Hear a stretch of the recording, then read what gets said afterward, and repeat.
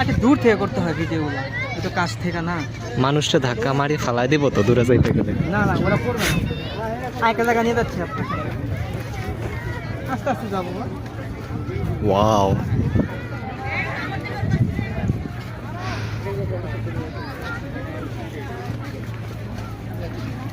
এটা হচ্ছে অপরিত্যক্ত একটা রাডার, এটা এখানে কোনো কাজ নেই, এটা কাজ শেষ। এটা কাজ হচ্ছে এখানে আমাদের জন্য, আমাদেরকে আনন্দ দেওয়ার জন্য এটা রাখা হয়েছে বা দেখার জন্য রাখা হয়েছে।